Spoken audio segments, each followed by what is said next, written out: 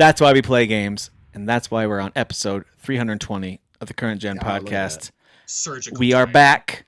Last week, we skipped an episode. Our schedules were all a little bit wacky, and we just didn't have time or opportunity to record, Well, so we we all skipped. died, right? So That's usually the we all bit is died. one of us That's is the bit, dead. yeah. Something happened. We all Yeah, died. we all died. So- We're now Yeah, we all died. new Raul Coolies, from Saros or whatever. We all went through whatever that. I don't Sure. know. I'm pretty far Yep. in that game and I have no idea what's going on. But we all went through whatever that process is of rejuvenation. This process is probably called The Saros, eclipse right? happened. Probably. Oh, I don't know. The maybe not. eclipse happened, and here we are. So, Housemarquism. yeah. Oh yeah, it's the Housemarque. That's what it is. Yeah. Totally. Yep. Yeah. So Saros came out since we last talked. We also have Mhm. the new expansion for Diablo 4. We've got a bunch of indie games that are worth highlighting. We'll talk about those and a lot of news. So we'll just highlight most of the good stuff for the news. We won't go through everything. So yeah, we'll just jump right in first with what I think is the most significant release of kind of as we get ready to head into summer months of gaming, and that's Saros. So this is the new game from Housemarque. This is the follow-up to Returnal, which I think for the most part, everyone who played it was like, man, this game plays and feels amazing. Where people started to split a little bit was on the structure of the game, whether or not they felt like the structure was conducive to, I don't know, like if you don't like roguelike already, you're really not going to like that. And then even if you do like roguelikes like me, you still might not like the structure of that one too much. It's very unique. It's got a cool, unique challenge to it. The gameplay style was awesome. But a lot of people, myself included, were like, man, if they were to make this more of a regular game, like let me progress like a regular video game, don't do the weird roguelike stuff, then I would love this. And here we are. It's here. Saros has arrived, and the reviews on this thing are incredible. But who cares about reviews? Kyle's been playing it. And I think, Dan, you've been playing it too? Not yet. No, I'm still in the desert. Just, You're our on. resident Sony boy. Like, how come you don't have the PS5 exclusive? Come on, man. I dropped the Sony ball. That's fine. We'll let it slide this time. That check is We'll let not it going to slide. clear this week. Yeah, No, definitely. And not. I need it, but it is what it is. Well, maybe Jim Ryan's going to fire you too, just like he did Shuhei, apparently. We found out. Yeah, can well, only that hope. About that. was fun. Yeah. Wow. Wow. But Kyle, you've been playing this game. What do you Yeah. think about it so far? We're watching some footage from it right now from the Gaming Bolt review. What do you think about Saros so far? Yeah, I like Returnal, but I think I've said on this podcast, I got carried through that game. I'm not a capital G gamer. I suck at most games. I just try and have fun, and sometimes games are like less about having fun and more about like completing like hardcore challenges. And Returnal is definitely that. I will say that this game is still very much a roguelike, and it's still very hard. Is it? So yeah. Oh yeah. Oh, I thought it was yeah. more like regular progression. No, you're doing runs and stuff like that. You do have like levels that you keep, and that was kind of like the lure. Like, hey, you can just level up, or whatever. But I'll tell you this: when you level up, that's kind of a double-edged sword. When you can only level up to a certain point, and there's like a gate on your skill tree that only opens whenever you beat a boss. So like you can't grind till your heart's content to like just make the game easier. You grind a little bit, make it a little easier for you, but the game is the game, and it's hard. It's a tough game.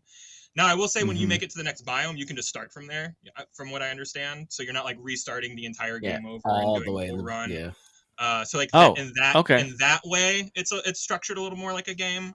But the areas are long. I'm 2 hours in and I'm still in the first area, and that might be because I keep on dying on the first boss. But I have a good grasp of the mechanics and everything. Being able to skip a whole biome though, like that really does take a lot of the sting out. You're kind of starting over, and like where you start off with your character, depending on how much you're leveling, you kind of you have that leg up in the next world whenever you're kind of starting that biome. And I'm sure just like Returnal, this game just gets weirder as it goes on.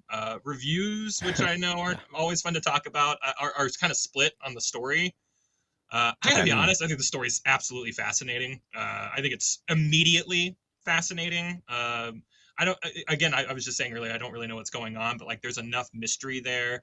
Like people will kind of like radio you while you're out walking around, and like that's how you get story. You'll find notes and audio clips and stuff like that that'll kind of give you some lore and everything like that. But the basic idea is that like some company sent a bunch of colony ships to this planet. All 3 colony ships went missing, so that's thousands, maybe millions of people, and they sent this team of people to go check out and see what's going on. But you start kind of right in the middle of it. You don't know how long this team has been here already. They don't really know how long they've been here already, and everyone's kind of going crazy. And that's kind of the story. Now you're figuring out, wait, so what happened to everybody here? How do we find those people? How do we save these people? And how do we not succumb to like what's going on with everybody? Because it seems like everyone's kind of losing their minds, and they're kind of turning on each other. It's very, if y'all have seen the movie Annihilation, very that coded. Like everyone's kind of, you're getting just more aggressive as you're kind of exposed to whatever's going on in this world.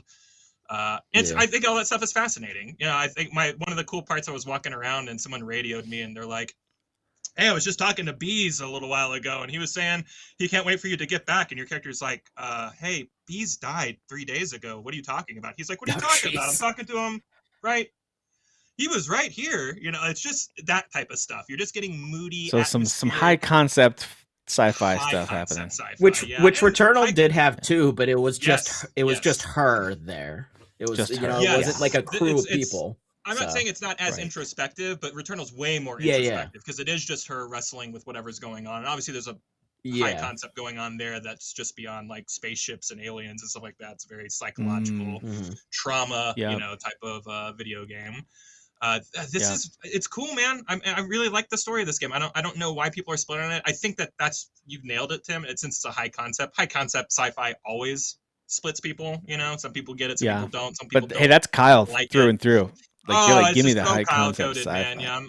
Like, if anything, whenever I'm like crying that I can't beat a boss, I'm gonna remind myself I do want to see this story through to the end, and I will just keep trying. I'm not like married alone, so yeah. I'm glad that you corrected my misconception about the structure of the game. I really did think it was truly a non-roguelike, but it sounds like they've addressed some of the complaining, whining. I'll admit, I was one of those whiners about Returnal. Yeah. Like, man, I really kind of wanted to play it a normal way. I don't have that long to do a single run, which I know they fixed, pretty quick. But like, I think they did, and that's a game that I've always kind of on the side. I'm like, should I go back and see everything they updated? Because I only played it during the first month of it being out. I never really revisited that game. But so what you're saying is I could beat it faster than I did the first time, is what you're saying. Yeah, that's right, Dan. Yes, you for could. Sure. You're gonna have no trouble with this. You'll do this when you're half awake. I think I'll have some trouble in ways that delight you, Dan. But Out of maybe the three of us, maybe like you probably have the easier time for sure, especially because you speak without a doubt this franchise already. Because it's just Returnal. Like there's a couple new mechanics where you have a blue shield that protects you against like blue fire coming in. And everything else you just need to dodge and get out of the way of, But that blue shield, whenever like dots or bullets hit that shield, that charges your special, your heavy weapon. And when you die, you keep your weapons. Everything downgrades back to like level 1 or whatever. But you keep your weapons. You're picking up little upgrades that have like positives and negatives. So you need to be careful about what you're picking up and what you're committing to in terms of like. Like any rogue, like you walk into a room and there's a few different things to choose from, and you're like, I think I'll choose like this skill, and like, but in this game there are positives and negatives, buffs and debuffs whenever you choose something. And that stuff could be like, your bullets home a little easier, they pack a little more punch, but you take a little more damage whenever you get hit, something as an example. I think the art of this game is insane, very Lovecraftian, very space cosmic horror. I'm again still in the first area. If this game's anything like Returnal, like this is gonna like the first area should just be like a picnic in a park where everything else is just gonna be just weird and crazy. Wait, as you're saying it, I'm looking at the visuals. I'm like, yep, that's exactly what it looks like. Lovecraftian kind of weird horror. Yeah, combo. A lot of when the eclipse comes out, a lot of tentacles. A lot of cool stuff like that. And again, tentacles. When you die, you do take all of your experience with you, and you can pump them into an AI who is kind of the commander. Kind of the commander of the mission, who is like an AI for the corporation, and they're like, the bottom line matters.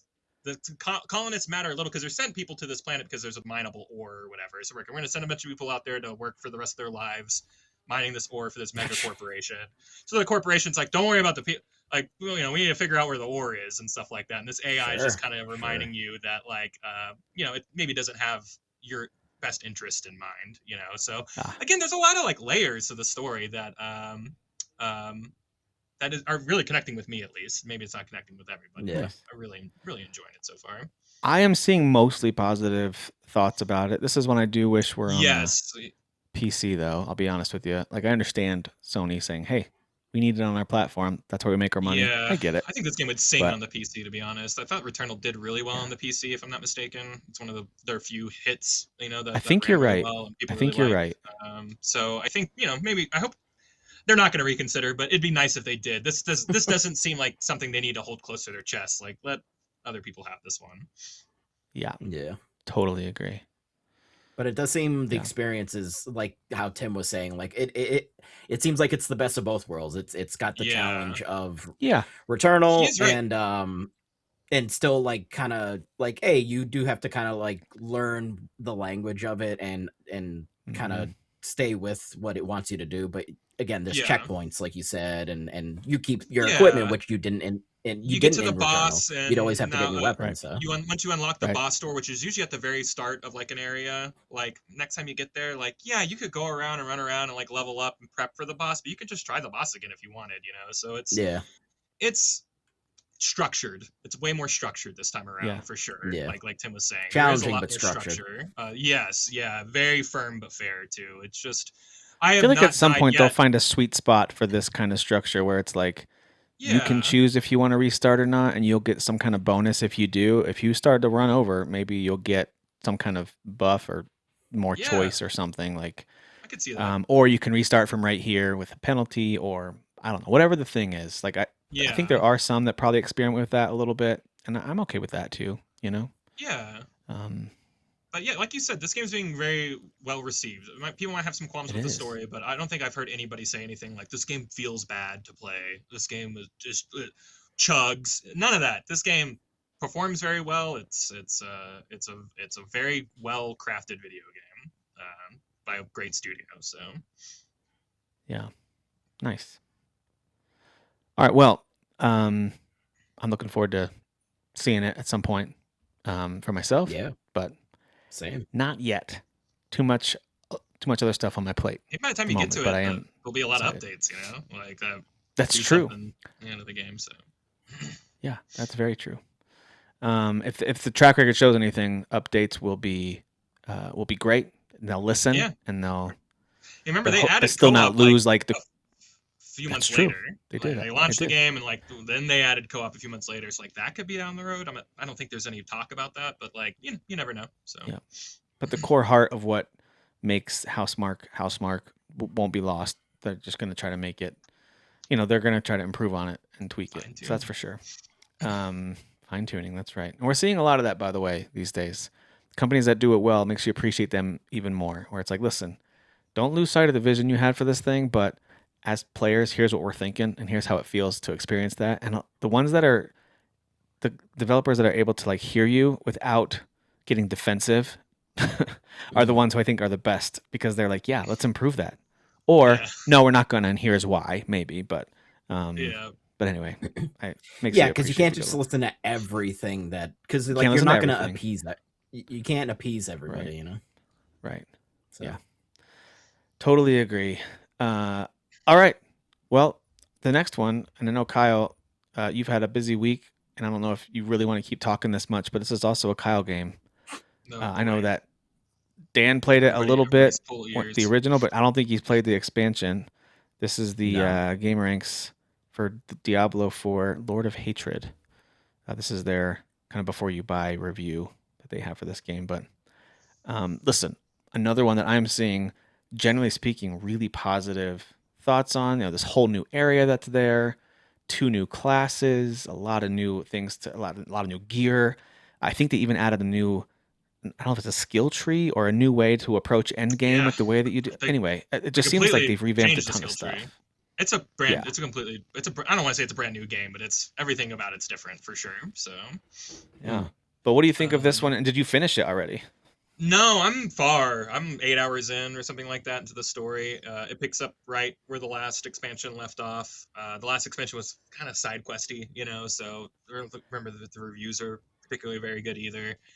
I thought the story ends really strong, and the way it picks up here is pretty strong. And it's all over the trailer, so I'll just kind of say what the story is at this point without like spoiling anything that happens in this game.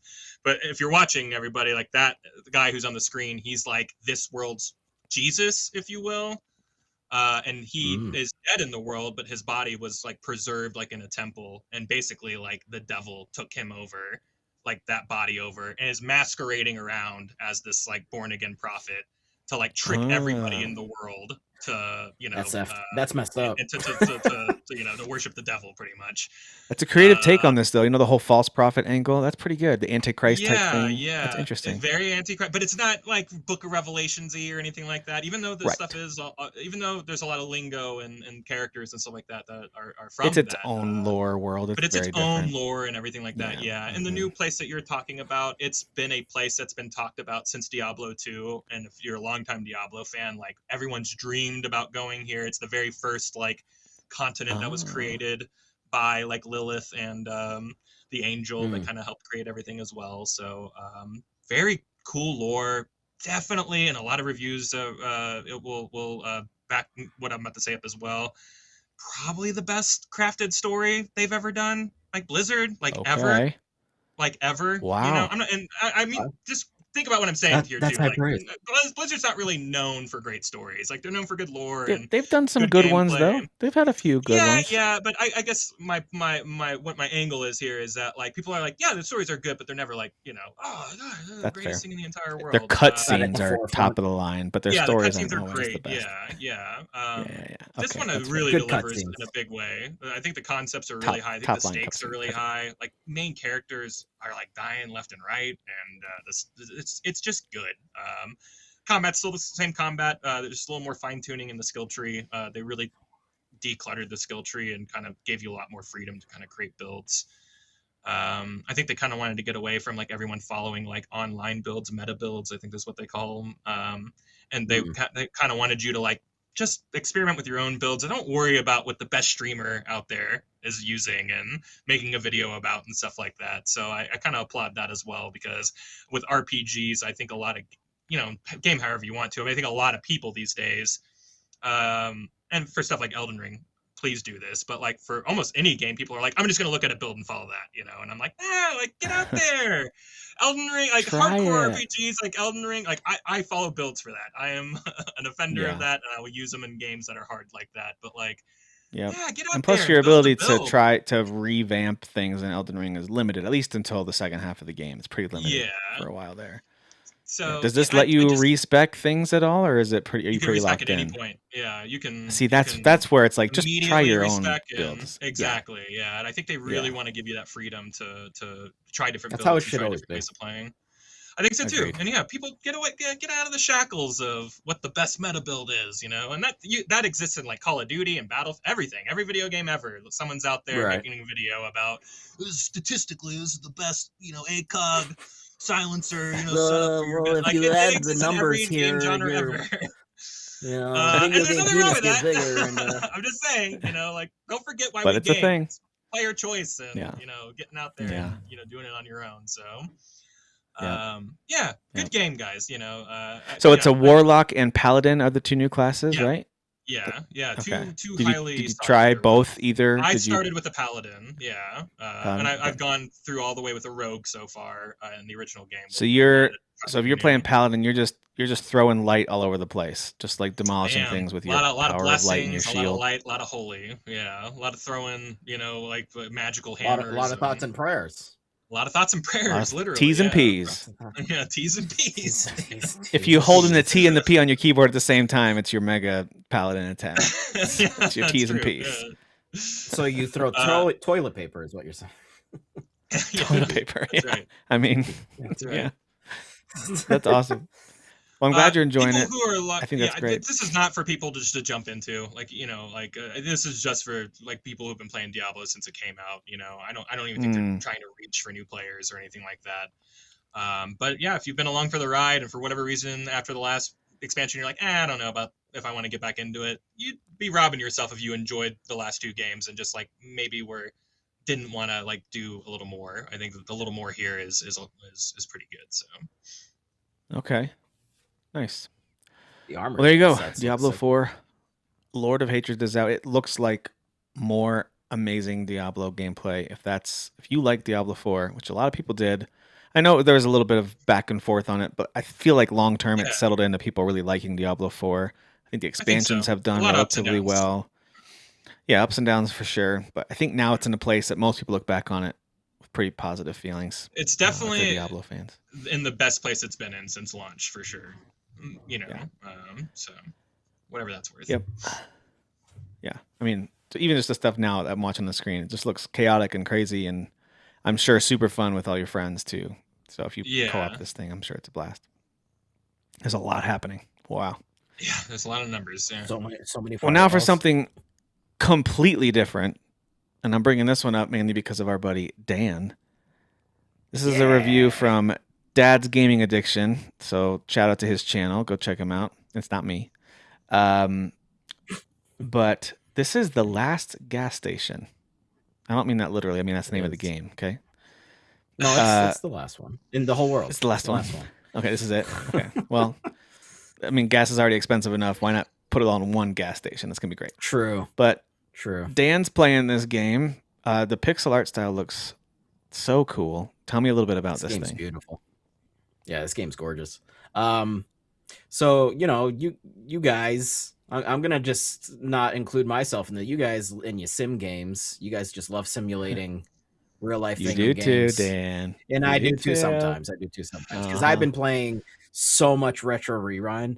I mean, I've like slowed down because like I got all the way up to level 20, whatever the highest is, and I did all the stuff. Yeah, so 20. so I'm just waiting for all the extra stuff. But Yep. this game is incredibly charming. It's really as you can see, it's the pixel art is fantastic. The loop is really fun, really addictive. There isn't a clock, so you don't feel like rushed to do things. The day kind of just naturally happens. Like you wake up, it's morning time, and then it's afternoon, and then it becomes nighttime. I want to just point out the nighttime music is amazing. It's got like a Stranger Things vibe to it, which is probably purposeful because this isn't just a game where you're running a gas station. There's definitely a supernatural thing going on. There's some phenomena happening in this area, and this gas station was abandoned. So you start the game as this red panda character, and she goes and opens it up, and she's like, I'm gonna reopen this gas station. And then you start hearing about like, the person who used to run it, and now they're missing, and things are happening, and people are popping up at night, and she's like, what's this noise outside? And some creepers out there doing creepy stuff. And so there's like a fun little twist, as far as the story goes, to kind of keep you going, which is really fun. But yeah, the loop is really fun. As you can see, you're buying inventory, you're stocking the shelves. You are doing everything by yourself, at least so far I am. Like just upgrading everything, and you're inside ringing people out, and then the little notification pops up, oh, somebody's waiting for gas, so you run outside. I'm kind of like quick with it because I get all like, I don't want to make them like wait for me, but it doesn't seem like it doesn't seem like you have to really rush around. It seems like a pretty chill game.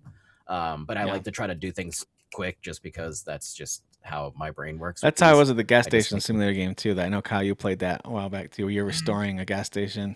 Same thing. It'd be like, someone needs their tires changed. Someone's at the gas pump. Started all this, to be honest. For me, it started all this. Yeah. But yeah, so I mean, I guess it would be similar because I've not actually dabbled in that one yet. But yeah, you're basically that game is so feature rich now. I think you'd really like that one. Just if you like this. It's a little crazy. Yeah, so you can throw garbage really far in that game too, by the way. Yeah, and you can like beat up a little kid who's like tagging your store. Yeah, you keep throwing stuff at it. You should have started with that. You should have started with that. I mean, this game looks too adorable to have a red panda beating up on little kids coming to like spray paint her walls. She looks too friendly. She's got a good vibe. But yeah, this game is really, it's got a great loop. Again, I think you guys would definitely really enjoy, especially since you played sim games and then the actual gas station simulator game. And yeah, I think the little like twist of like, as far, because it's not just, again, like I said, you're not just running a gas station. There is a story there, and it's a little bit of a mystery to kind of keep you going. So as you're upgrading everything, so Yeah. It's really fun. I like it a lot. Yeah, as soon as you share this one with us in our group chat, I wishlisted it right away. I was like, this looks so cute. And absolutely Yeah. got this one on my radar. Looks great. Yeah. Yeah, good loop, good music, intriguing, gorgeous pixel art. So. Got all the things. Yeah, I love it. It's got love this kind of game. Well, good call, Dan. Good find on this one too. It's always good to mix it up with you got Saros, you got Diablo 4. It's all these dark, high concept sci-fi or Lord of Hatred, Antichrist stuff. And then what about a little red panda running a gas station in the mountains? You know, what about that? What about that? I mean, maybe things get really violent at the end. I don't know. We'll see. They might. Yeah, they might. We'll see. You never know. All right, guys. Well, there are a few other games that came out over the last couple of weeks that I wanted to highlight. I tried to trim the list down a bit. We don't need to talk about everything that released, just because it looks kind of cool. So some of these are notable. We've talked about them before. Other ones are just ones I think that our group might find somewhat interesting. So we'll just go through a few of these together really quickly here. This first one, this is the noisy pixel review of... this is called Opus Prism Peak. So if you remember, there was a game. What was it? It was Opus. I have this game too. Opus Echo of Star Song. Okay. And I did play it for a little bit. It's actually really, it's got this cool anime storybook style. There is some gameplay too. I didn't get super far in it. I need to play it more. It works great on the Steam Deck. I need to play that one more.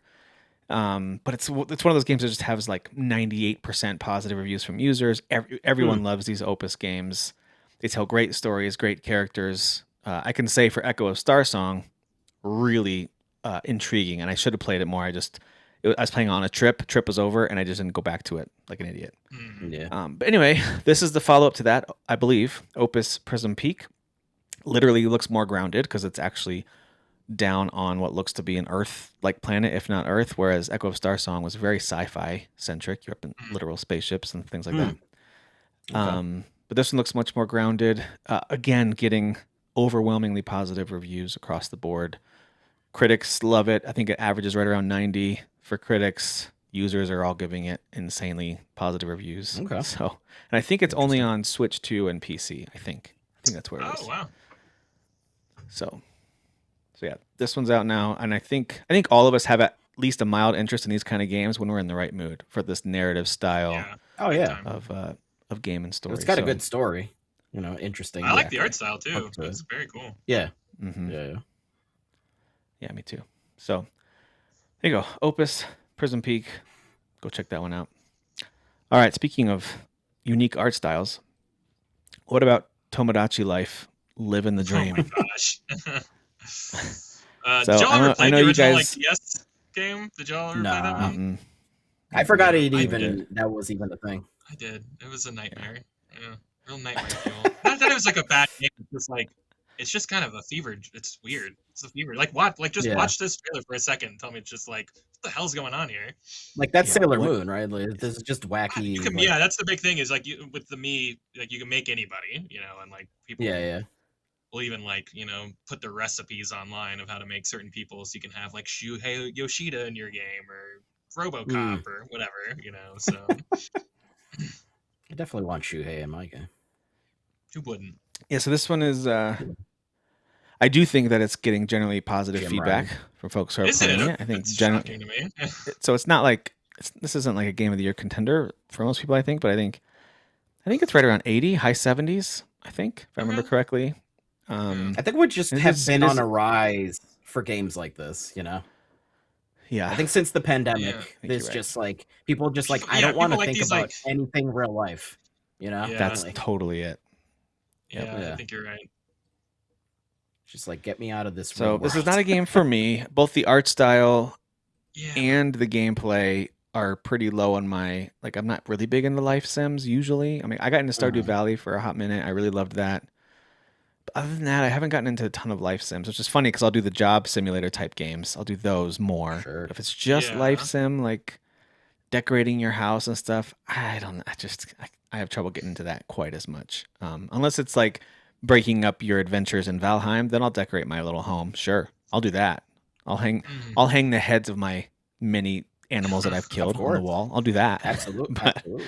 So if this game just had headless, like you cutting off creatures' heads and mounting them, yes, you're and in. hanging up, mounting You're on the in. wall. Kill your I'd be- enemies. See, He's Kyle gonna be gets me. Sailor Kyle gets Moon, me, and yeah. he's gonna go. Headless Moon. So this is out now. It is only on the Switch 2, I believe. I'm Is it on shocked that it's Switch? getting good reviews. I gotta be honest. I think it's pretty good. Let me double check this that. was like. You're probably right. Yeah, I'm just shocked. Because like the first game, I don't think got bad reviews either, but it was such a product of its time and console. You know, like this is like 3DS. You know, you're running. Yeah, it's averaging a 79. I mean, that's pretty good. That's better than Crimson Desert at launch. So I mean, that's. So this is better than Yeah, Crimson it is. Desert. Basically, It is. According to IGN, according to IGN, this is a 7, and Crimson Desert is a 6. So don't forget. Never forget. IGN's getting cooked online recently. You know what's funny? This is actually pretty consistently. I'm just glancing through a lot of the critic reviews. Really consistent 7 out of 10, 3.5 out of 5, 7 out of 10.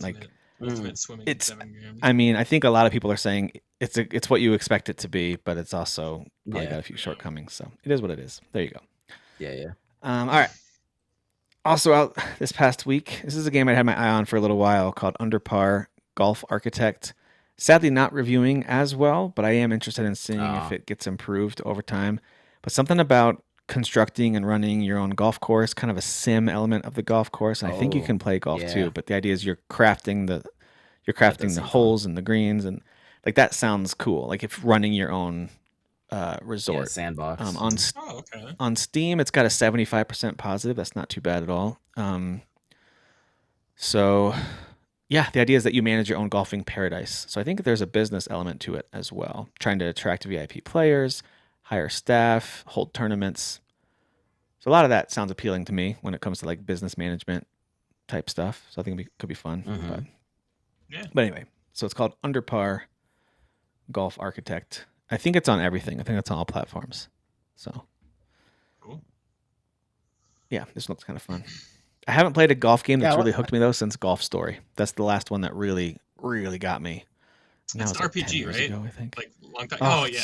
I played that. It's a great game. Yeah. So good. And their follow-up was such a disappointment. It was not good. Sports Story was not a good game. Sports Story. It was like broken. Yeah. It did not play well at all.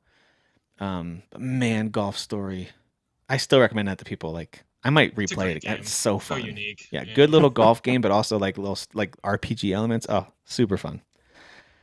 All right, moving right along here. Also out this past week. Speaking of sim games, this is called Alaska Gold Fever. You guys heard of this one? No. I have a fever. The only prescription is more Alaska.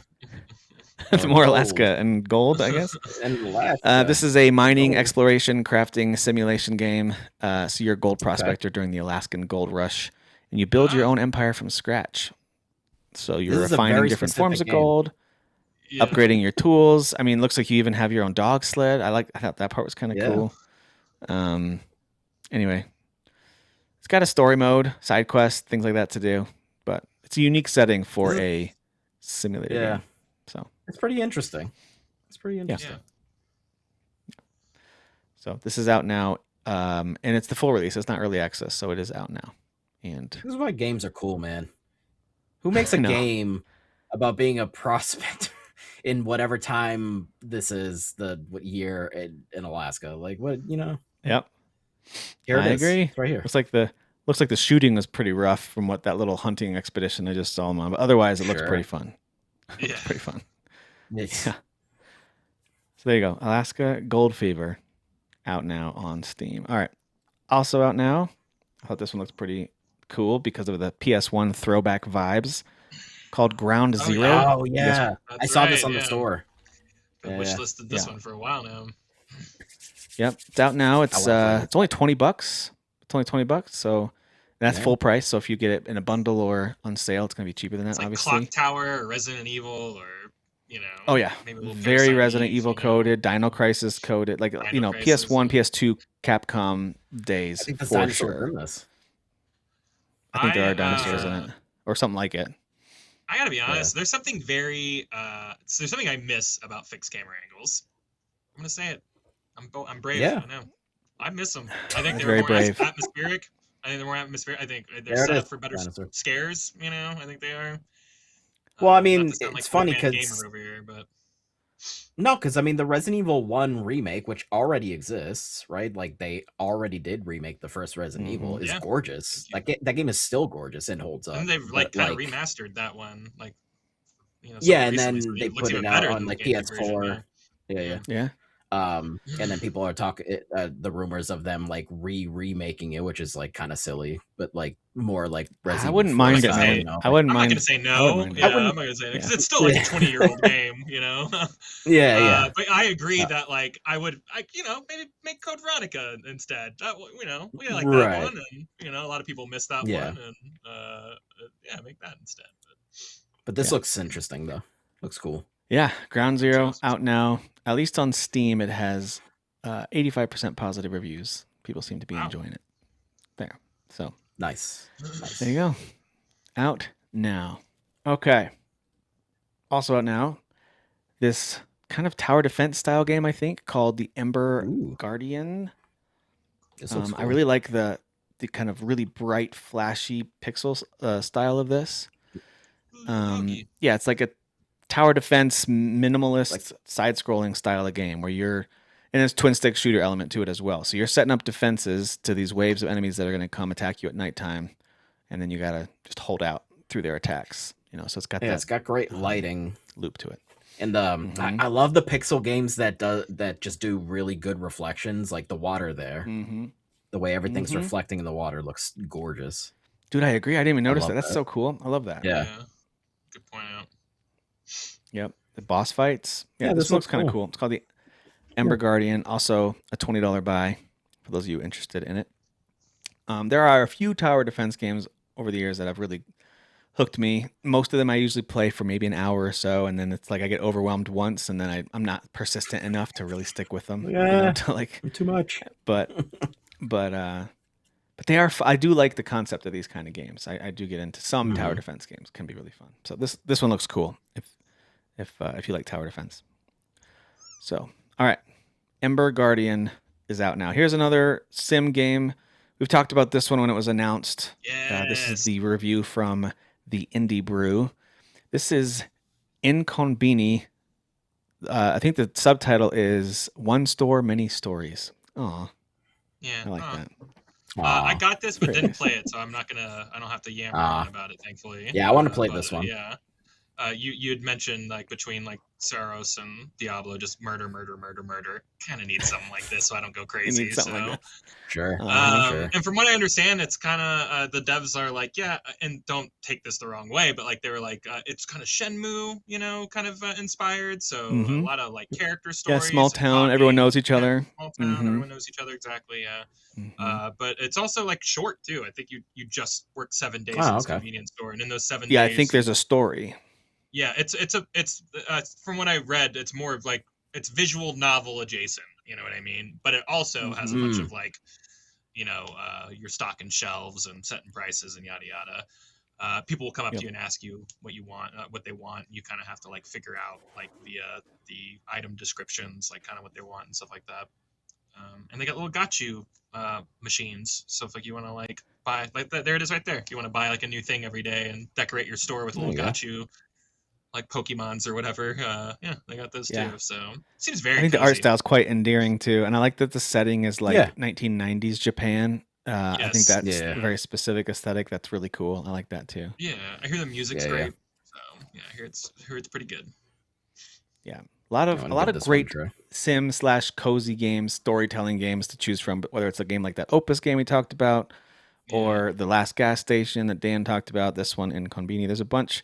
I mean, we're really spoiled. There's so many good ones to choose from. Do we almost all just any long setting to you work want retail? these days. Like, what's going on here? Where we're all like, I just want to log my shift in, guys. Like we're all doing it. It's just weird to me. I know. So, I think there's something about the doing, like in a video game, like doing the thing, but like not actually the stress of it, like being real life and like.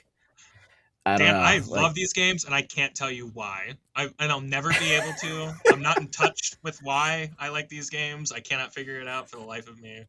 I've worked retail. I hated it. I hated every second of it. Yeah. No, I hated mean, it. yeah. I worked in a Blockbuster-esque store, like but here I Yeah. am at home, like reliving those, wild days of hating It's work because and it's just through like the loving it. medium of something we love, Kyle. We love It's video true, games. yeah. I don't know. Now this one's not new, but because we're on the subject, this is the one that I'm playing. It's called Teddy's Haven. It just came out last year in early access, and it's a fantasy one where you literally Okay. wake up and some old wizard I've tells seen you to this take one, over yeah, this yeah. shop and start running it. But it includes the ability to, it's not a huge area, but there's a couple islands to kind of explore. Nothing attacks you. Everything either likes you and talks to you, or you can harvest like wool if there's sheep, or milk if it's a cow, or scales if it's a dragon, or whatever. And then you can either sell that or eventually use it to craft something new to sell. You can kind of make it a complete weapon store or potion store or like food. You can make jams, whatever. You got lots of different things you can do. And yeah, you hire magical creatures to run the store for you. So it's very fantasy infused, but at its Yeah. core, you're running a shop. Like you're buying your inventory, Retail, setting it baby. up on shelves, setting the prices, checking Retail. people out, and Gotta have and it. then upgrading. So anyway, I do really like that one. It's really charming, super cozy. So again, we're becoming the cozy game podcast. I'm okay with it. I really I'm am okay with because it. We're all getting old. Currently that's in cozy? between. It's currently cozy. Listen, to be fair, it's in between stuff like Resident Evil Requiem, which was super gross but awesome. You know what I mean? Like Yeah. we're breaking up some of these bigger games with The ultimate stuff palate like this. cleansers. I played a lot of really bad Right. fantasy shop like type things like this that I've hit. So I've been looking for a fun one. So I have this wish list. I think this is a good one. I recommend it if you're looking for a fantasy theme for this kind of first person shop running, and it is kind of fun to run around and collect gems and stones and harvesting your own berries or whatever to bring back and either sell, or you buy a little machine or magical device that you can let it sit overnight and it will process into something better. So anyway, I like that too. Guys, speaking of cool fantasy visuals, check this out. I didn't even know this was coming. I guess other people did because now that I've looked it up, I've seen other previews about this game. But Heroes of Might and Magic Olden Era is out. I just saw this, I think, today or yesterday for the first time.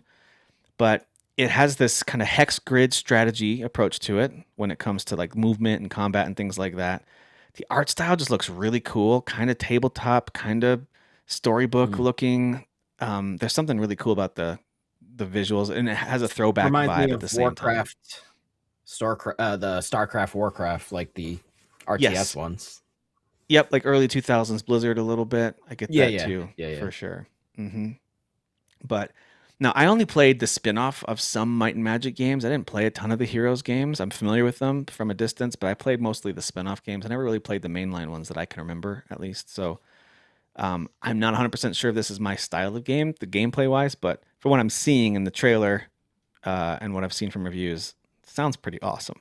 But I thought I'd share this one. Cool. I thought it looked cool. Yeah. So another fantasy centric game, but this one is much more strategy, warfare, RPG, looks like pretty in depth. So again, I don't know exactly how this works.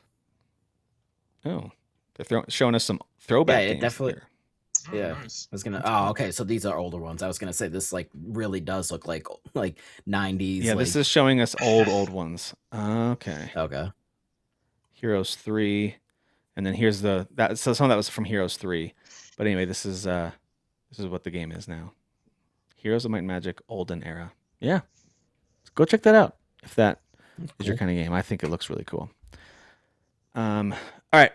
Also out this week is the fighting game from the Invincible universe, Invincible Versus. If you've watched the show, you'll immediately recognize a few of these characters. Man, some of these characters are brutal. Like, really not Just in time kind. for season 4 to end too. This came out at a good time if you have that's right. If you have Invincible Fever. That's right. Absolutely. By the way, generational run the last 3 episodes of the season. Unforgettable. I've watched through season 3, but I was waiting for season 4 to complete, so now I'm going to binge through season 4. Yeah. Kind of slow getting to there, but those last 3 episodes are like, I'm telling you, woo. Nice.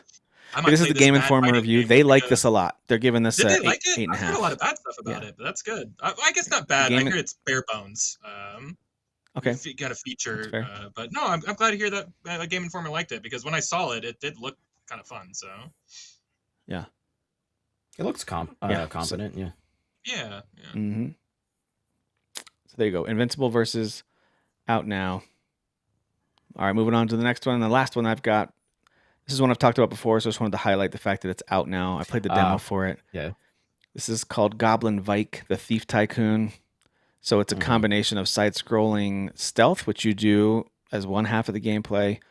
It's a little Dave the Diver-esque because you do half of it doing this, and then the other half of it is back at your shop, wheeling and dealing, selling stuff that you've stolen. There's no, unlike Dave the Diver, where you can do some elements of combat, you can get some guns and stuff. This game, so far at least in the demo that I played, there was no way for you to do attacking. You had to use the environment or cleverly use the tools that you are given to get past enemies, or I think in some cases you could cause them to die if you could lure them onto spikes or something like that. But yeah, the idea is that you're a sneaky sneak thief, and you're stealing stuff, collecting stuff, and then sprucing up your shop and selling stuff. So, but you can see with the map, it's a pretty large area to explore and discover more items to sell and to upgrade. Those character I like this one. portraits kind of reminded me of Hades a little bit. Yeah, no, I the totally see portraits, yeah. that when they were talking. Yep. Yeah. So yeah, Goblin Vike, the Thief Tycoon. There you go. I believe it's out on other platforms, but it's certainly out on Steam right now. So Interesting. Goblin Vike. Yeah, not too shabby. All right, well, we haven't talked in a few weeks, so we haven't had a chance to catch up on the news, and there's been a lot in the news that I think is worth at least touching on a little bit. This first one is something that is, Kyle, I think as you put it, easily the worst kept secret, at least in recent memory in the gaming industry. And that is that Assassin's Creed Black Flag remake, or in this case it's called Resynched, is happening. And it's been in the works for a long time. Clearly a lot of work's been put into this thing, and it's launching on July 9th.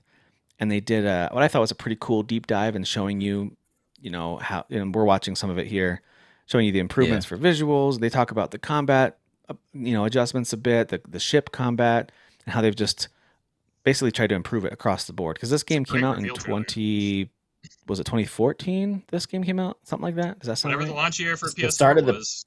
Yeah. 2013, 'Cause it was like somewhere it was around like there. either the first or one of the first games I had on the PS4. Yeah, it was a I was launch like, title, this yeah. Because it was cross generation.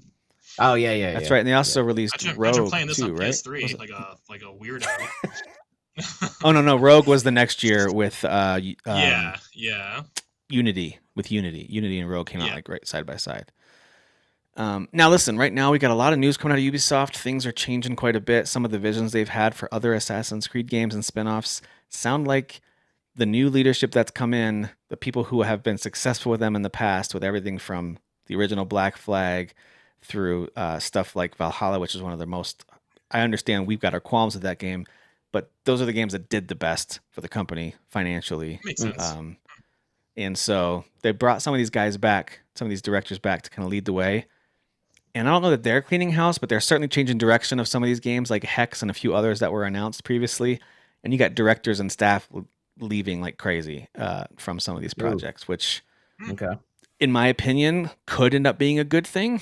I don't know if that's true or not, but like, if you're getting the right people in and they're making the right critical calls on some things, it can be a good thing. I'm not saying it's fun or pleasant for folks who had worked hard on those games, though. I will say that. But the rumors of Hex sounded really interesting, so I don't know if that's... It's like the witch one, right? It was supposed to be like Salem witchy. So what I've heard, and I don't know if this is true, what I've heard is that there was a new push into making everything like supernatural exists and is real has been the push. And these guys are coming in saying, no, we're going to put it in a realistic world and explain why supernatural stuff was perceived. And so that's a big core disagreement with a lot of it. So like you've got things like Odyssey where there was actually magical and supernatural things happening a lot in that game. Whether it's monsters you would fight or the DLC was completely supernatural. And then you've got some of these other games where things seem supernatural, but there's a realistic explanation for almost all of it. quote unquote realistic. Well, there's all even though the they have technology, aliens. Yeah. So like that would make It's sense more if sometimes there sci-fi are than like magical. Is kind right, of right, like right. yeah. Just go the So I Metal don't Gear know if Solid any of 4 that's route. true, Everything's but nanomachines. oh, dude, I wish I everything cannot wait to Good play Metal answer Gear for Solid 4. everything. I can't wait to play that Well, game. sorry for the spoilers. Everything's nanomachines. I'm No nanomachines. That's the No. spoiler. You Is are, that Tim. you, You're player? nanomachines. That's Nanomachines. the big reveal at the end. Is that even you are nanomachines?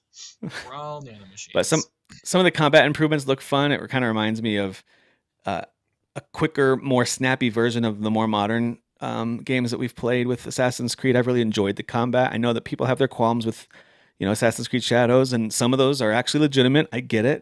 If you didn't love that game, I thought the setting and story and characters were great. I had a blast with it, but I totally understand some of the. I've seen some of the complaints, and I get defensive immediately, and then I think about what they're saying. I'm like, yeah, all right, that's kind of true. I guess it's not a perfect game, and maybe it lost its way as an Assassin's Creed game, not unlike something like Valhalla or Odyssey, but doesn't mean I didn't enjoy it. I really had a good time. Yeah, I think at this point we Shadows. have like 2 different types of Assassin's Creeds out there, and I think that's good. Like, if you want think to it's like fine. do games like this where there's no levels and there's no stat-based weapons and stuff like that, and you still want to do your RPGs, like I don't think that there's a wrong answer here. Like I think you can have Shadows and you can have this, and everyone can be happy and play what they want. Yep. But yeah, I guess that's easy whenever you like both styles, though. So I guess I am talking from. I'm right there with you. I enjoy both styles. Like I did like Mirage for all of its flaws because it was very flawed, but it was also kind of a throwback to the original Assassin's Creed games where everything was kind of mapped to just a couple of buttons. It's not very complex. It's pretty straightforward, but Definitely straightforward. Yeah. I still enjoyed it though. Black Flag is a kind of a mixture of those things. You do a lot of exploring, a lot of free roam, a lot of going out in the open seas and going where you want. And it looks like there's even going to be some new areas and new things to do with this resynced version. So New shanties. I'm excited. That's all that matters. New shanties. Shanties, of Nothing course. else matters. Yeah, I'm very excited for this. So exciting announcement. I'm pumped for it. I can't wait. So yeah, that's going to be a great summertime hit for me. Yeah, July 9th for that one. All right, we talked about this a little bit, but it was confirmed last week that Xbox, effective immediately, cut the Game Pass price from $30 down to $23 in the US. Crazy. And on PC, it was $16.50 a month, went down to $14, so just a much smaller decrease there. But overall, if you had Game Pass Ultimate, you're going to save like $7 a month, which is awesome. Back down to a reasonable price. And I did see some analysts had come out to say that the effect of Call of Duty on Game Pass subscriptions just was not there. That was another big reason. They just did not see the bump that they thought they would see. By putting that on Game Pass. Yeah, exactly. So I think they ended up losing money overall in the first year or two of having that franchise by putting it on Game Pass. So I think this is going to help them. And honestly, it helps most of us who... I'm not a big Call of Duty guy. Having it on Game Pass, I think I installed one game and played it and enjoyed it. That was it. I'm not a big Call of Duty guy. So same. So anyway, but yeah, I will say that was everyone good news, is I thought. congratulating the CEO for this is such a great decision by the new CEO. I just want to say that decisions like this take months, and it's never one person's choice. So I'm not saying let's not give her accolades and stuff like that. Just chill out a little bit. Just cool it. Everyone I don't cool know if she's the... I don't know. Let's not crown her as the good guy everyone's very quick to crown her as quite yet, so... Listen, we got all these games where AI is the villain or plays a significant role in a story, things going bad of some kind. Yeah, when she Trojan horses AI and everything... Exactly. She's a big AI I'm going to get I told you so moment. And I'm gonna never forget. Be so... Listen, it's just good to see a woman in charge and just making the right decision. Sure. Because there's people that are safe, right? No, I get it. Yeah, but also, which to me, it's like I don't care. Just be good at your job, and Yeah, exactly. It's too early to say. I just don't know if this is one of her accolades. Again, it's right. Don't know. But she did kind of come out the gate saying rational things, so it's kind of like, all right. I mean, we'll true. see. Yeah, I'm Yep. so far. I did- I'm not. It did not, like so far I'm actually like, oh, she's saying a lot of the right stuff, and Right. Yeah. I did see something about her saying that they are still, the future appears to be more of a multi-platform approach. So I don't think that is going to change. I think we'll still see your Forzas, your Halos, and other things. I won't be shocked to see some of that stuff still hit PlayStation. Yeah. But and maybe even Switch on occasion, Switch 2. Hey, speaking of Switch 2, this was not on my bingo card. Final Fantasy 14 Online is coming to Switch 2 in August. Yeah, You goddamn right it is. that's awesome. What in the case heck? you just want to I never grind would've- out while you're watching Honestly, a it makes binging a complete TV show or sense. something. Yeah, it makes complete sense. Is this like the first real mobile MMO? Like, is this it? I mean, like really, not like a mobile MMO, like a real MMO. It might be. Trying to think if People are laughing about it being on Switch 2. That's funny. Yeah, Listen, it's funny. Like, it might run great. I think it's gonna run fine. I Why think wouldn't it 14's run gonna fine? run fine. The game's like 15 years old. It's gonna run fine. Yeah, it's gonna run fine. And it's coming out this August to Switch 2. Yeah, that's Listen, cool. Yeah, that's pretty. The Switch 2 has proven itself to be quite capable. Capcom has shown us that. Square released, and I actually never did try it, but from what I've heard, FF7 Remake Intergrade, pretty good on the Switch. And I think there's a demo out now for Rebirth. People are like, hey, this is pretty competent on the Switch 2. So, like, again, we've said this 1,000 times. This is not like a hot take. It's not the top place to show off the visuals or smoothness of a game, but it sounds like it's a completely competent way to experience this stuff. So if they can do Integrate and Rebirth on there, they can do 14 on there. There might be some slow load times, but Kingdom Hearts will always be on the cloud. Damn it, Kyle! Beat me to it. Don't you forget it, Kyle! Damn it, Kyle! That's perfect. It's so true though too. Man. No, you know what? I want Square to release literally every single one of their games on the Switch, but the full version, but still keep Kingdom Hearts. Keep Kingdom Hearts off of it. Only cloud. Yeah, I will die mad about Kingdom Hearts being a cloud version. Kingdom Hearts cloud forever. No sense. No, it doesn't. But it's at this point, it's hilarious to me. Was it just like a shortcut for developing it? I don't know. I don't want to get into it. Dude, I have no idea. Yeah. Damn. Can you imagine? Like, that's the only way you've played those games, or like Control. Remember that came out on Switch on the cloud version? It's like, don't do that. I think Hitman was cloud version. Cloud version. You played a compromised version, my guy. For sure. Yeah. Anyway, I thought that was kind of cool news. They also announced that their 6th expansion called Evercold is going to launch the beginning of 2027. And I don't know, Dan, do you still play 14? I mean, I haven't in a while. I jumped back. What about you, Kyle? You played it?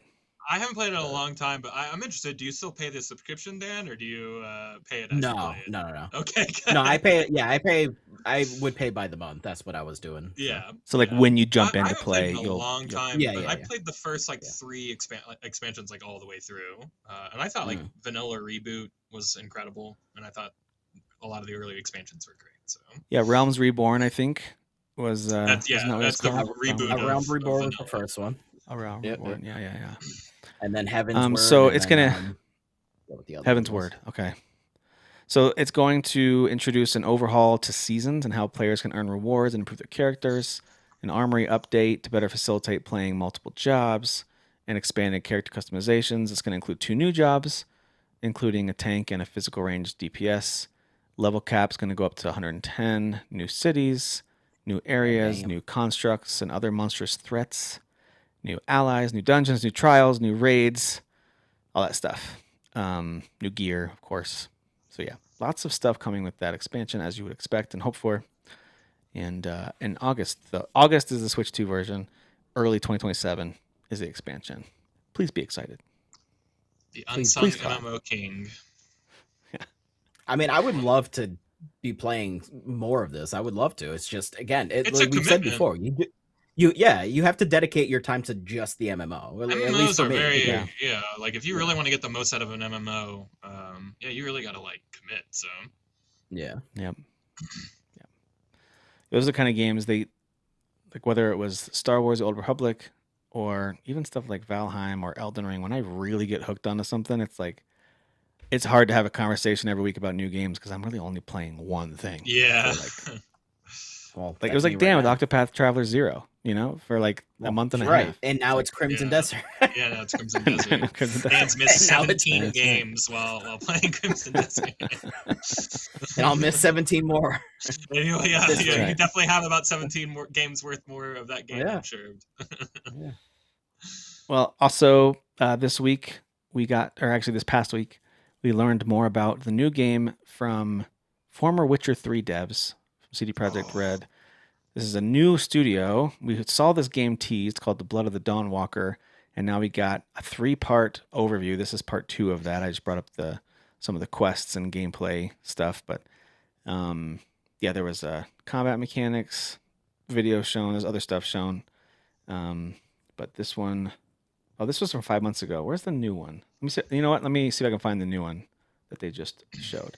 I've been most curious about the gameplay because I feel like the Yep. gameplay looked like janky when they first showed it off, but like just the idea of this I'd be seems interested very to remember promising. which trailer you're talking about because I thought it always kind of looked pretty good, but there probably was an early Okay. gameplay trailer that I'm not thinking of that was Yeah, probably it was whatever the conceptual first and showing of the janky. gameplay. Yeah, I'm Yeah. just not remembering it. Yeah. Here it was part 3 because they've done some lengthy trailers already, and this one right here they've is drip part feed 3. this one over the last few years. Like I Mhm. think the one that you were just about to show was like a whole mission. Right, that was pretty from well done. late last year or early this year. I think it was late Yeah. last year they showed that. Yeah. And they showed like doing the missions a couple different ways. Yeah, this game looks cool, man. We need more vampire Yeah. stuff. So I'm pretty sure you're like the idea of being a Dawnwalker is that you are halfway between human and vampire, I think, right? Isn't that the idea? Yeah, something like you're that. not totally Yeah. vampire yet. Yeah, and you can go out during the day. You're So a you're day not walker. beholden to the dark. I like this kind of gravity thing that just happened. What the heck? That was cool. Yeah. I like that. Oh, towers, guys. Towers, guys. Oh God. Oh no. Yeah. Give me all the towers. Ubisoft I love the game. towers. We're never Tower gonna play swap. this game. Tower swap. Yes. You know what? I love a good tower. I don't care. And I love it. everyone I can love a suck it, tower. yeah. You know? Well, you know what? Assassin's Far Cry Creed, 7, Zelda. Far Cry Yeah, 7 dude. has more towers than ever. You know. Oh, So- I can't wait for all the Ubisoft towers that are going to be in these games. Yeah. So anyway, this game looks really sharp. I think it's got potential. Of course, it's got good pedigree from the devs. Yeah. Remains to be seen, of course. We'll have to wait to see the final product, which, by the way, is confirmed for 4 months from now on September 3rd. I'm shocked by that. I'm shocked. This game is currently scheduled to launch September 3rd. And I say currently because, I don't know. I just feel like you should hold on to this release date with hold it loosely, is all I'm saying. I could see Just this relax. being too big of a concept to like make the date, like Yeah. it does sound like there's a lot going on in terms of like For sure. time management and different ways to tackle the mission and all that good stuff. So and the combat kind of sounded like Kingdom Come, like it's kind of sounded like you're matching opposites of the way people are swinging and stuff like that. Oh, interesting, because the map kind of reminded me of Kingdom Come a little bit too. Kingdom Come Deliverance. Yeah, me too. That's Yeah, interesting. so especially some of the cities and stuff like that. But yeah, I wonder if how much it's gonna be because it does seem more arcadey too. So I don't think it's like fully both feet planted in like the Kingdom Come style. But like yeah, there are elements of that in terms of directional. You can kind of see it here. The You like slice it with your hands, huh? Wolverine style. You have like the claws and stuff. Yeah. You got vampire claws. Yeah. I think this looks cool. Yeah, I think you're leaning into like vampire powers or different. I don't know. I don't know if you're making moral choice. I'm sure you're making moral choices and stuff like that. Oh, yeah, I would imagine. I'm becoming more of a dark vampire. Or I'm trying to resist, the hunger or whatever. By the end, you can have the big fable horns if you're really evil. Yeah, or nice little halo.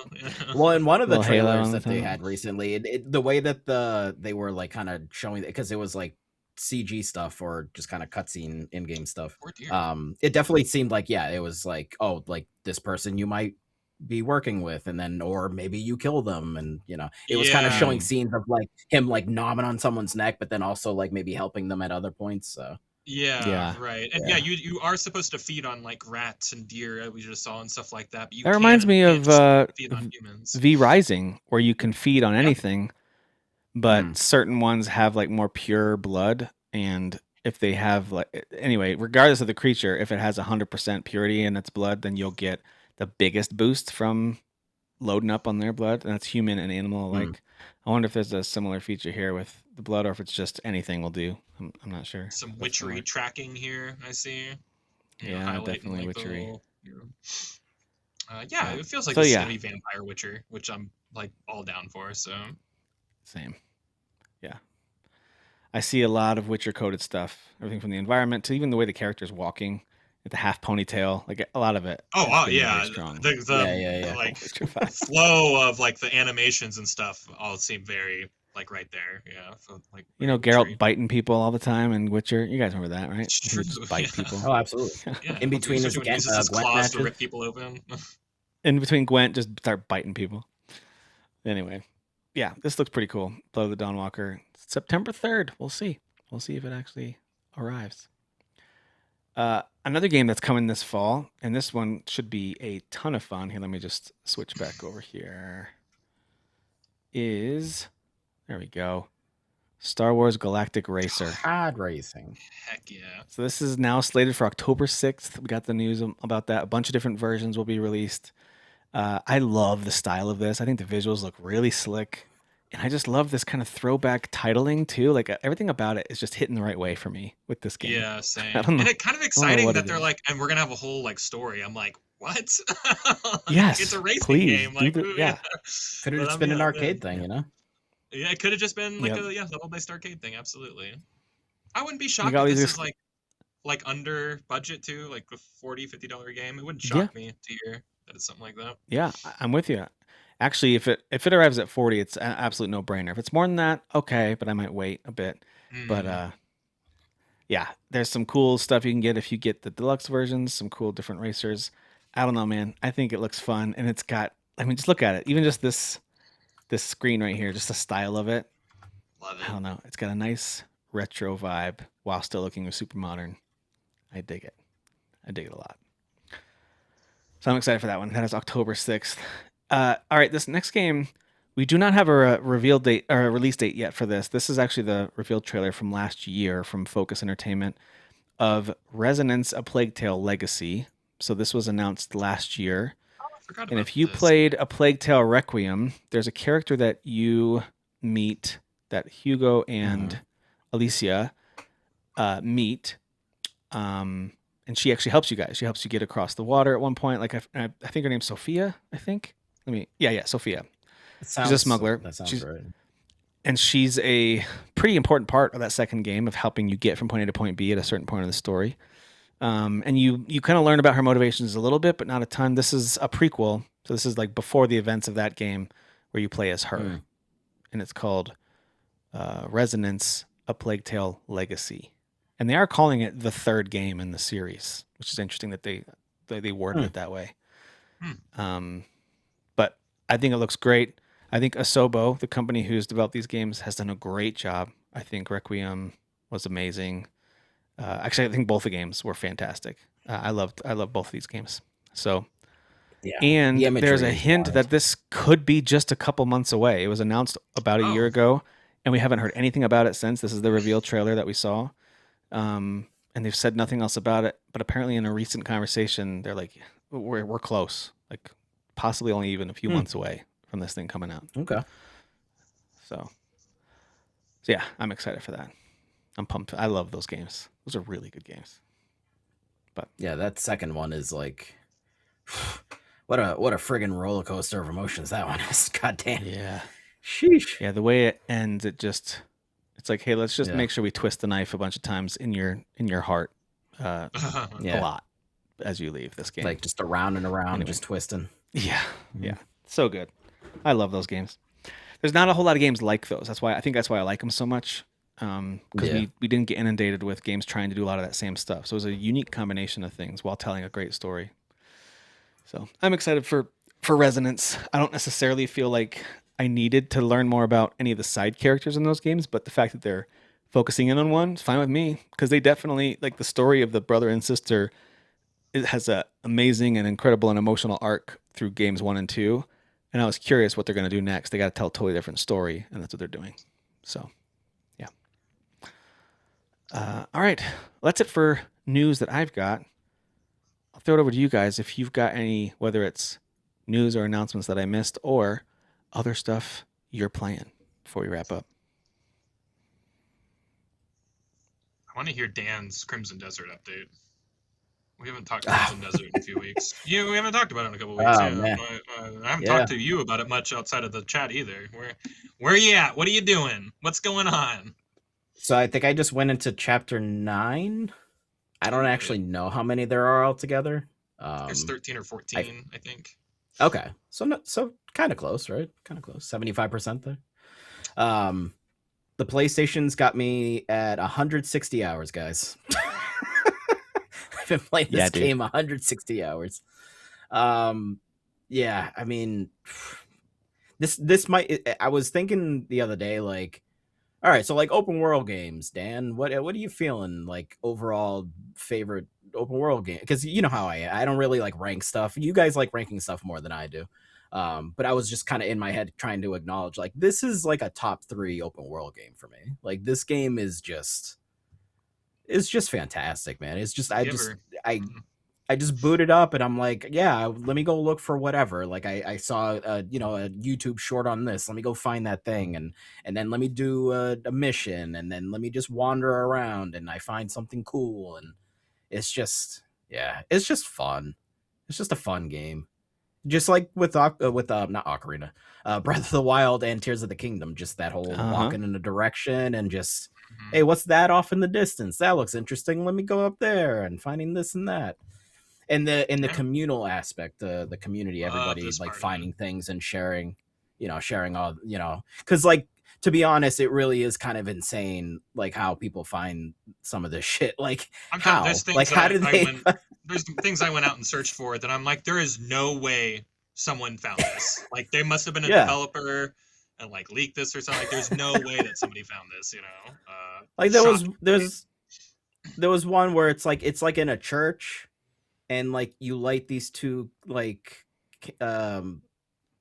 candle display things, and then like this thing comes down from the ceiling, and then you climb on that, and then it like elevators you. It's like, who thought to be like, I'm in this church, let me specifically light these 2 things here. Yeah, come on, get out of here. And it's not like it comes down immediately either. You kind of have to like wait a few seconds. So it's like you light those, and then you kind of like stand around and. Oh, okay, yeah. Look, the things I don't get it, but it's awesome and it's just fun. It's just fun, and the updates keep rolling out, man. They keep on improving. Yeah, that too. Although, annoyingly, I do have a bug because I had the wolf, and now it's glitched because every time I try to summon it out, it's just he pops out for like a second, and then he does like a yelp. And then he disappears. I'm like, God, no! You took my wolf from me. They nerfed the wolf. But I heard that there's something going on with that, so I'm sure they'll fix it. They'll fix it. Yeah. So yeah, I'm just. Yeah, they just released a patch today on PC, which I assume means it's going to, and it lists a ton of improvements and fixes. It does mention something about legendary animals. Mounts. Okay. Yeah, there's some stuff in here about that. I don't know if it'll address your issue or not. Okay. But that's a huge. These patch lists are massive. They're fix and add and change. Sometimes 2 a week. It's just it's insane to me.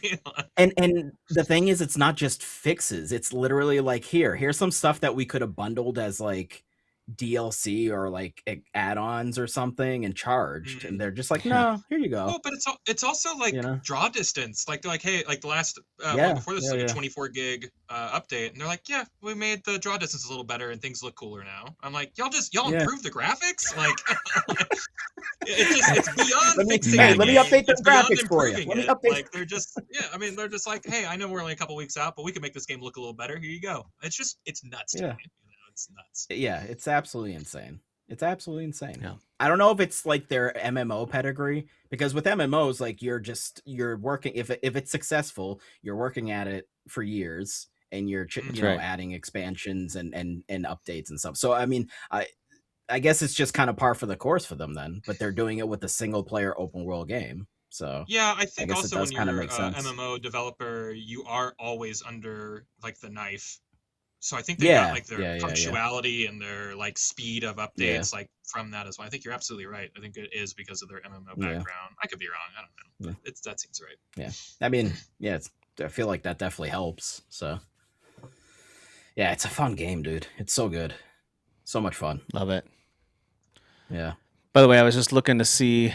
I was looking at something else completely. I was looking at updates from Crimson Desert, and I saw this notification of Power Wash Simulator 2. I don't care about Adventure Time, so I didn't play those add-ons. I don't have an interest in that. Okay. But I did see they just announced Star Wars Oh, add-on. They're gonna have Oh, they're gonna what add is it? six iconic Star Wars locations. They have not announced which ones yet. It'll be $10 for that pack. Sick. And I don't see exactly which ones yet. I there you mean, go. they did Midgar with the first game. They did Tomb Raider locations with the first game. Like, it's pretty fun. They did some fun stuff. It's They some did fun Warhammer. I collabs. love the Warhammer, man. Watch like the gigantic mechs that you're cleaning. It's crazy. But It's the anyway. blood off Yeah. of them.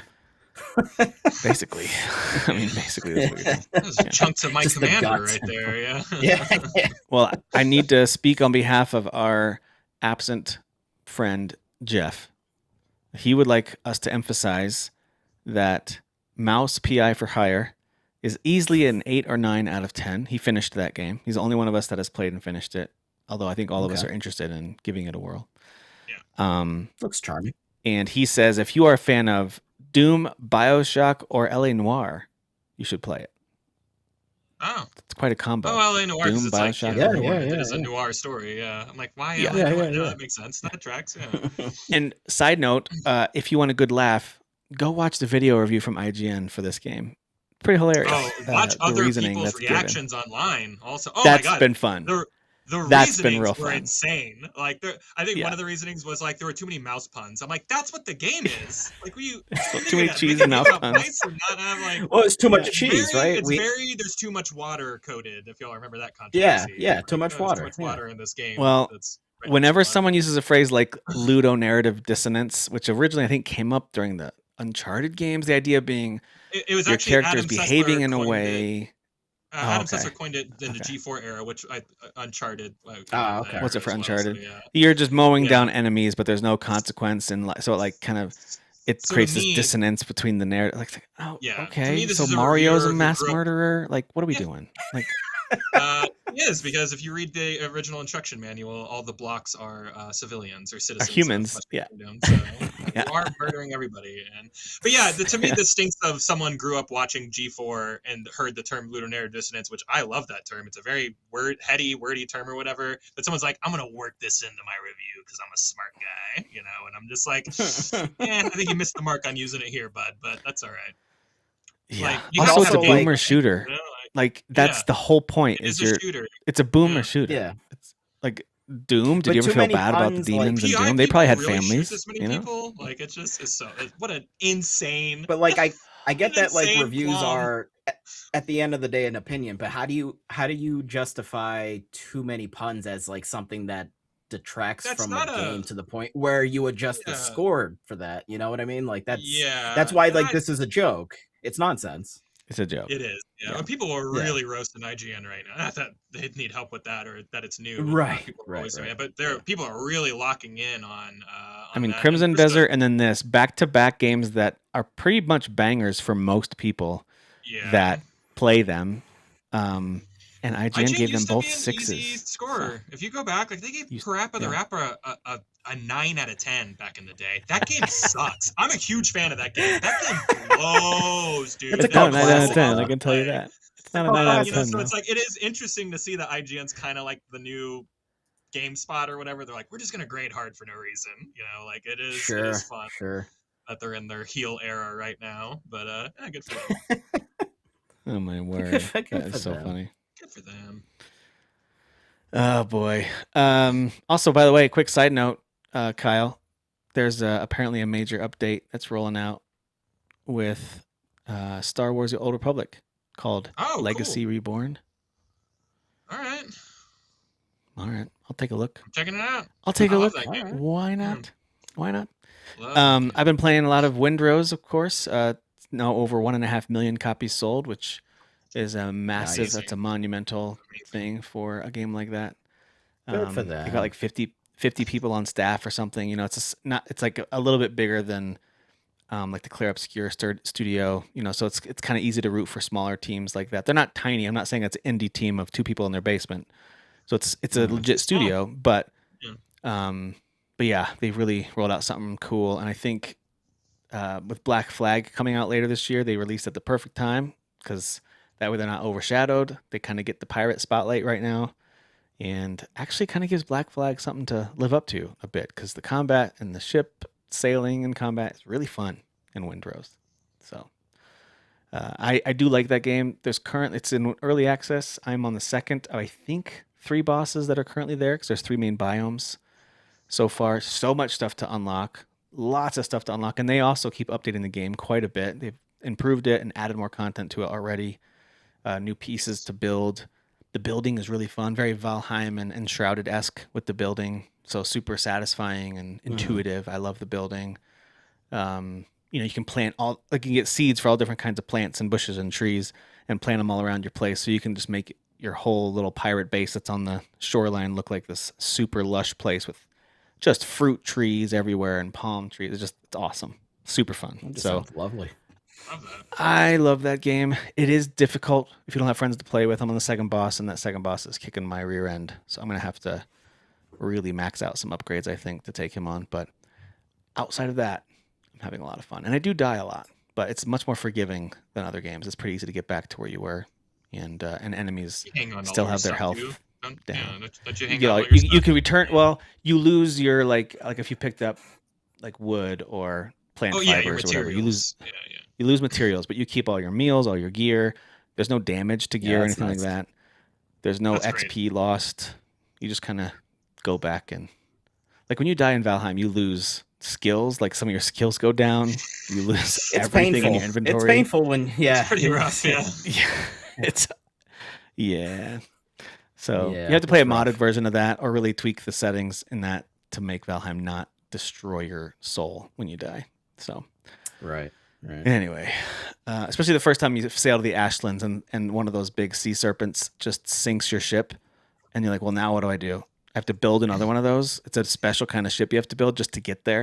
And all my stuff is now floating down there. All the stories that you've told of these like last areas, I'm like, I don't, when this comes to PS5, I don't think I'm just gonna go there. I'm gonna hang out in the first few areas. Stay in a nice area. Here. Yeah, I'm gonna stay here. I'm gonna build whatever. I'll make another tree house. I'm just gonna stay right. That's here. right, man. And if you avoid beating too many of the bosses, then you don't get raided by very tough enemies. So you only get raided by enemies that are up to where you are with the bosses. So there you go. If you stay at that first boss, all you get attacked by are like boars and lizards. It's great. That's right. They don't ever Just do like in anything South to you. Park, that one episode of the WoW episode. The World of Warcraft. You're staying in this opening area and killing boars forever. That's what Dan's gonna do in Valheim. Also, I did finish Replaced. Played that through all the way to the end. Oh, awesome! Nice. Such a good game. It's really, really good. I thought the combat was great. There's not really much in terms of a boss fight. There's like, I think only one boss fight that I remember. There might have been 2, but there's not much there in boss fights. They instead ramp up the difficulty and the swarms of enemies that they send at you. You gotta land in the middle of a room and there's all these enemies looking at you. Everything looks cool and you feel like a rock star, and then you bash everything. So, oh no, that's true. I do remember. There's at least 2 boss fights. I remember the second boss fight now. So there's at least 2. It took me, let's see how long it says on Steam that I played it. I spent a total of 10 hours in that game. Oh, okay. So yeah, not too shabby. Steam always overshoots it a little bit. It was probably closer to 9, but yeah. Yeah. So, and I didn't do everything. There's plenty I could still do. This more to collect, but I did a lot. Yeah, I kind of got to the first not open area. That's not the right word, but like towny kind of like you're going kind of back and forth on the streets and you meet someone who like you can get arcade machines for or something like that. Like there's a lot of side stuff now. It feels not a lot, but there seems like there's side stuff now. I there's really kind of like like that 3 different moments like that where you can kind of pause and run around, talk to people, and choose when you want to advance to the next section.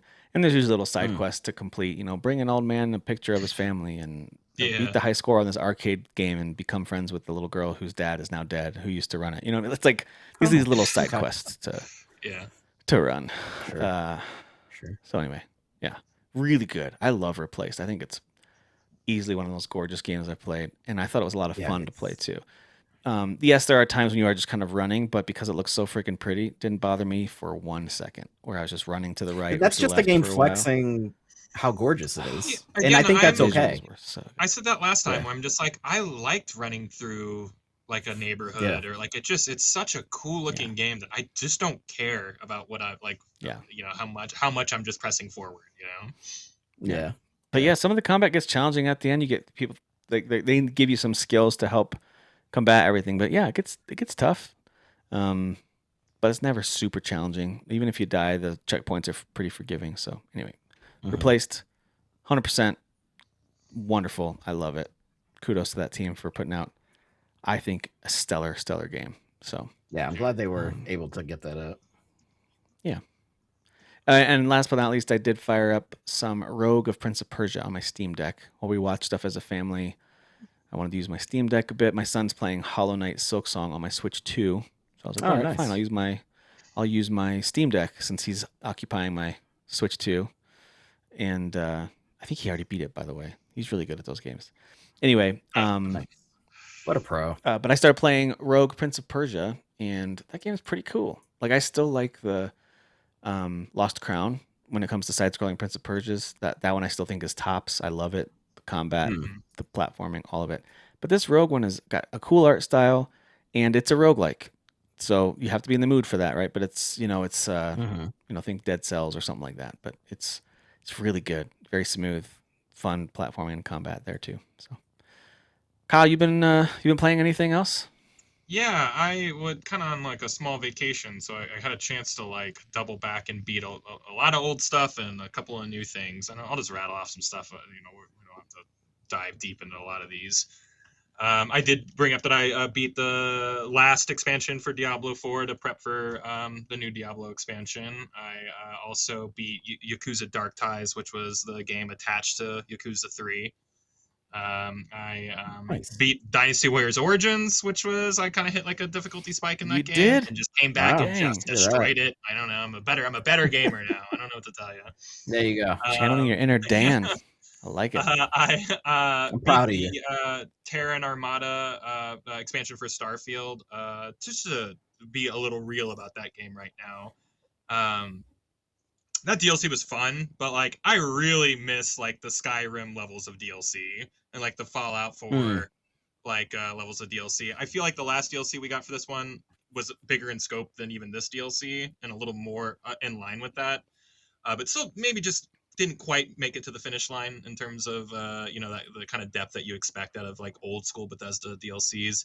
So it's just like I get it. You know what I mean? When people like kind of want to take time to dunk on Starfield, like there's plenty to pick apart about that game, and I think that their post-game content has been not up to the standards of their older games. So I hope that again, I hope people are ready for Skyrim 6 or sorry, Elder Scrolls 6. It's literally the same game we've been playing for the last 15 years, but people aren't ready to hear that. So I'm still putting the PS5 Pro through the paces. So put another run on Cyberpunk 2077. Didn't beat it. Just started it up to kind of just like really get a look at the graphics. Nice. I cannot believe that game looks that good. I was telling Tim the other week, I was like, I can't imagine what this game looks like on a high-end PC because like what I'm looking at right now is some of the best graphics I've ever seen in my entire life. I imagine just a melting, temperature raising PC would just cream this game, and I cannot believe all these years later this game is still looking this good. To double down on that, Witcher 3 booted that game up on PS5 Pro. That game is so old now, and it looks like it came out yesterday. Like the gorgeous. oldest thing about that game is the Yeah. animation. That's it. Like I think Sure, everything else yeah. is like top tier to me. I cannot Yeah. believe Like the world is so faces, they don't advanced. quite have the animation for talking dialogue. Looks a little silly now just because the it's moving 11 years around's a old. little like but yeah, it's just because it's 11 years old exactly. But I'm But dude, playing when the you're Heart just of walking Stone. around exploring that world, I mean, his Oh, armor, I'm the telling you, lighting, dude. the environment, Oh my it's gosh, so the good. water effects and the wind and so many Well, they've done particles some and updates to it, right? Some. it's They it's a did. PS5 game now with a pro enhanced Yeah. I think mode that and was in the yeah. last several months, maybe last year. yeah It wasn't that last long year ago that at they did least, the. Yeah. Yeah. But I'm playing the Heart of Stone, which I haven't played since it came out, and I forgot that like you're like That's hanging out with the good. devil, Yeah, like dude. that character And is by the like way, literally you like the meet him devil. early in that game. You do. Like you meet It's like him the very really first. early. It's in the very first starting area The of first the in. prologue. Yeah. Yeah. Mm-hmm. So it's just cool, and like he's based in not only Witcher lore, but like Polish, lore as well, Yep. in terms of like the devil Okay. coming in and like making you do his bidding and stuff like that. I forgot how cool this story was. We always talk about Blood and Wine, like Blood and Wine, when it deserves the praise, but like I think Heart of Stone got buried under the It success did. of Blood and Wine, and people forgot That's that because this is Hearts a of Stone didn't 15 add any new areas to go to. It did just not, added you're a right. cool series of missions in the existing It's a space. 15-hour Yeah. story. I couldn't believe it was that big. It's so And then they good. added a bunch of side Yeah. stuff too. So if you really wanted to expand it out to 25, 30 hours, you probably could. Yeah. Yeah, that's Yeah, there's some really cool uh, stuff there. I will Yeah. see that one through. I think you started Yeah. Witcher 3 kind of recently, a couple months back, didn't you? I did. Tim? Yeah, it's easy to I get sucked did. into that game, man. I mean, I had to hit pause on it when Crimson Desert came out. I was like, okay, let me just focus on the new game. Yeah, So right. I hit pause on Something's got to give. it. But yeah. The last game I beat was a newer one. I did beat Pragmata. Pragmata. I think that game's brilliant. I think it might be my game of the year right now. Oh, I think wow. it might be. Yeah. I'm Capcom kinda is shocked crushing how it much this year, dude. I'm kind of shocked how much I like that game. I thought they. Well, don't forget nailed- Onimusha's coming out. Yeah, it's gonna be for sure. Yeah. But I think they nailed the ending. I think the ending. Yeah, I've heard is it's awesome. I think it's. I and can't then wait. The secret ending's very good as well. I think that there is a major difficulty spike at the end. So like when you get to the end, that's the time to go back and 100% everything and really beef up your stats and all that stuff. That game is going to really skill check you at the end. It humbled me. Okay, good to know. Because I was cruising through that game. It's not by any means like easy. It's a walk in the park, but it's intuitive and you get it. And so like everything seems manageable. Boy, that last fight, and maybe the second to last fight. I think the last fight's I mean the last true boss fight. There might be kind of like Yeah, a I gotcha. kind of event I at the gotcha. end. Mm-hmm. But yeah, it's very, very, very skill checky. So just get ready for that. But I thought this game was immaculate. I thought the game design is near perfect, and it's so old school in all the right ways. Yeah, I loved it. I think it was absolutely. You guys, when y'all, Dan, when you actually play it, and Tim, did you play it? I forget if you played it beyond the demo. I have played how many? Because I have the full game. I bought it. Playing the demo sold me on it. I went and bought the game. So good. So I've played 3 hours of it so far. Okay, yeah, you're like fourth of the way through it. It's only like 12 hours long. It's not particularly long. I just finished last time I played it. I just finished that Times Square area we talked about. That's right. I remember. So excuse me. Yeah, that's right. Yeah. I think you guys are going to really like it. I think again, we're a bunch of Capcom heads over here, so it's really easy to like. Very true. A bunch of fanboys this year. I know. Yeah, the story's so endearing. Rightfully so. And like, rightfully so. I just loved it. I want to protect that fake little girl with everything in me. Like it just Diana. She'll run up to you and give you a little poster that she drew. And play with. Yeah, she's adorable. Play with the ball. I've seen some fun videos of people who were annoyed with her in the demo, like, oh, her dumb little like anime girl voice. People didn't like it, but I've watched like people have done like supercuts of them slowly liking her after like the high five scene, her giving you a picture, and like they kind of like, all right, well, I kind of liked that, I guess. Like, and over time they fall in love with her completely because she's just. I do like that the game does this thing, and it happens really early, where it's like it really like traps you with your cuteness, and you're like, oh, she's so endearing, and then she does something like creepy, like speaking binary, and you're like, oh, yeah. 0 1 1 0 1 0 1 1 1 0 1. Yeah. Little girl, I forgot. So I like that. I like that the game kind of like whiplashes you sometimes. It's like, no, remember, she's not real. Yeah, Like, she's a machine. She's real to me, damn it. But no, that's the whole point, is that she is real to you. You're like, I don't care. I don't care if she's a creepo sometimes. She's my listen, little gal. She's real. She's not a human, but she is real. She's I like that. That's a true. computer. Yeah. She's not a human though. That's for sure. Excellent video game. Can't sing its praises enough.